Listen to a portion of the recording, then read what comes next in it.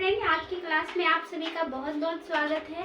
आज हम लोग का क्लास रहेगा सीडीपी का और टॉपिक है आरटीई 2009 शिक्षा का अधिकार अधिनियम 2009 के बारे में। आज की क्लास में हम लोग डिटेल पूर्वक पढ़ेंगे और यहाँ से देखेंगे कि कहाँ कहाँ से क्वेश्चन पूछा जाता है। उन पॉइंट पे भी बहुत ज़्यादा हम लोग गौर करेंगे।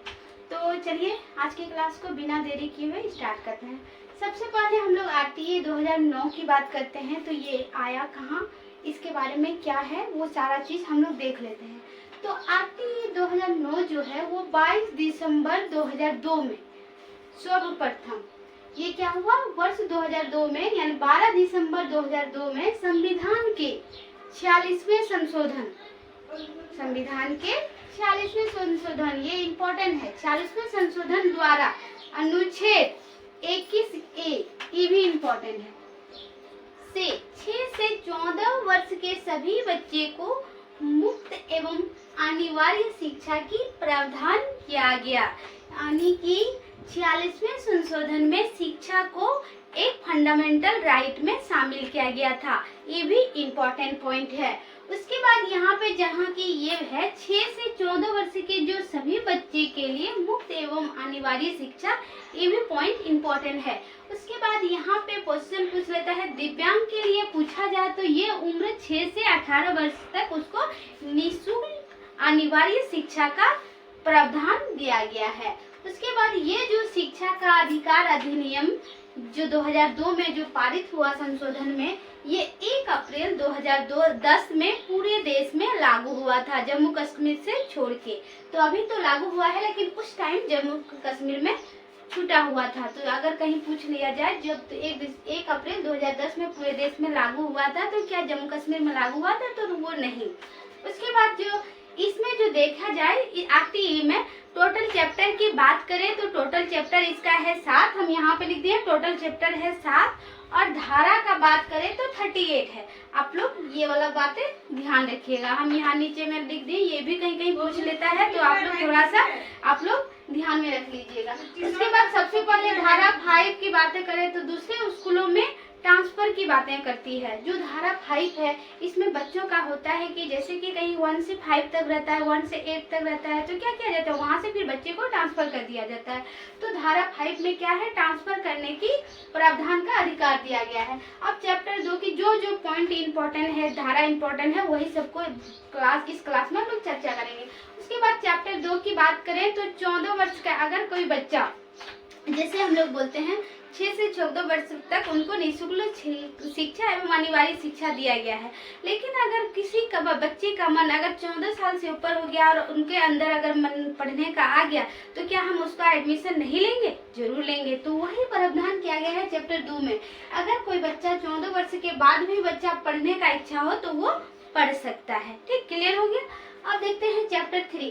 चैप्टर 3 में सरकार और परिवार का कर्तव्यों के बारे में वर्णन किया गया है।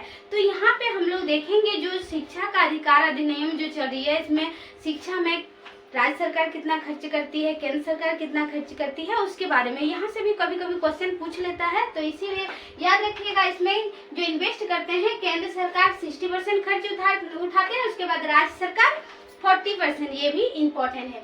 उसके बाद चैप्टर 4 आ जाता है। चैप्टर 4 में धारा 12 में धारा जो हम यहाँ पे बताएं सारे इम्पोर्टेंट है, आप लोग गौर कीजिएगा। अब देखिए चैप्टर 4 में धारा 12 आती है। इसमें आरटीई 2009 के तहत प्राइवेट एवं निजी स्कूलों में 25% सीट जो होता है वो आरक्षित होता है। वो किनके लिए? वो गरीब विद्यार्थियों के लिए आरक्षित होता है। जो आर्थिक स्थिति से कम के बच्चे होते हैं उनके लिए वो सीटें आरक्षित होती है। यानी जो प्राइवेट स्कूल होते हैं वहाँ पे भी हम अपने गरीब बच्चे को जो फ्री में 25% तक एडमिशन वहाँ पे करा सकते हैं। तो ये प्रावधान चैप्टर 4 धारा 12 में किया गया है। तो आप लोग वो वाला ध्यान में रखिएगा। यानी कितना परसेंट आरक्षित है? 25% गरीब बच्चों के लिए आरक्षित सीट है। उसके बाद ये जो गरीब बच्चे जो पढ़ेंगे उस स्कूल में, तो इसमें टीचर को साम्यता यानी इक्वलिटी उसको दर्शाना। ये नहीं है कि हमको बच्चों के साथ भेदभाव करना है, बच्चों के साथ भेदभाव नहीं करना है, उन दोनों बच्चों के साथ आप लोग को इक्विटी का प्रयोग करना है। उसके बाद आ जाता है धारा 13। धारा 13 के अंतर्गत आरटीई के तहत लेने पर निःशुल्क का जुर्माना भर देना होगा। यानी अगर टीचर कोई RTE 2009 के अनुसार धारा 13 के अनुसार अगर कोई टीचर बच्चे के नामांकन से कोई शुल्क लिया जाता है तो उसका 10 गुना अधिक टीचर से जुर्माना भरना होगा। तो ये याद रखिएगा, ये धारा 13 में कहा गया है। उसके बाद मॉनिटरिंग की बात करें तो ये मॉनिटरिंग जो होता है यानी कोई भी एग्जाम बच्चे और पेरेंट्स से हम लोग नहीं ले सकते, ये भी बात धारा 13 के अंतर्गत कहा गया है।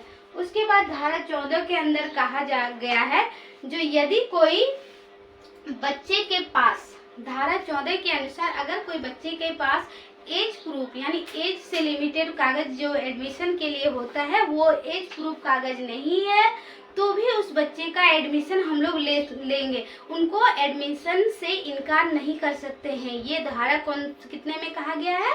धारा 14 में कहा गया है। ये भी इम्पोर्टेंट है, यानी बच्चे के पास इन प्रूफ नहीं है प्रूफ करने के लिए एज, तो उनके लिए भी हम उनको भी एडमिशन क्लास में लेंगे। उसके बाद धारा 15 की बात करें तो बच्चे को हर हाल में एडमिशन दिया जाएगा, चाहे वह शैक्षणिक वर्ष में ही आए या उसके बीच में आए। यानी किसी भी टाइम बच्चा एडमिशन के लिए आए तो उनका हम लोग एडमिशन से इनकार नहीं कर सकते हैं, हम उनका एडमिशन ले सकते हैं हर हाल में। उसके बाद धारा 16 की बात करें तो बच्चे को न तो फेल कर सकते हैं और न ही स्कूल से निकाल सकते हैं। बच्चे को न तो हम धारा इम्पोर्टेंट है, धारा 16 के अनुसार बच्चे को तो न हम फेल कर सकते हैं और न ही उनको हम लोग स्कूल से बाहर कर सकते हैं। तो लास्ट में इसका स्थिति खराब हुआ थोड़ा, तो इसमें भी संशोधन हुआ था। तो इसमें कहा गया हम बच्चे को फेल नहीं करेंगे, हम तो उसको क्लास आगे बढ़ा देंगे, लेकिन 2 महीना के बाद उसका एग्जाम लेंगे और 2 महीना तक उनका ट्रेनिंग कराएंगे ताकि वो अच्छा कर पाए। ठीक, तो ये क्लियर हो गया। अब धारा 17 में देखें, बच्चे को किसी भी प्रकार का शारीरिक दंड एवं प्रताड़ित नहीं दे सकते हैं, ये धारा 17 के अंतर्गत कहा गया है, आप लोग ध्यान में रखिएगा। उसके बाद धारा 21 के अंतर्गत कहा गया है स्कूल मैनेजमेंट एवं कमेटी के बारे में चर्चा। आज की क्लास में हम लोग यहीं तक देखेंगे, नेक्स्ट क्लास में इनका पूरा टॉपिक को कंप्लीट करेंगे। तो आज के लिए थैंक यू, टेक केयर। आपको क्लास कैसा लगा कमेंट में जरूर बताइएगा। जाते जाते हमारे चैनल को लाइक सब्सक्राइब करके जाइएगा। Thank you, take care.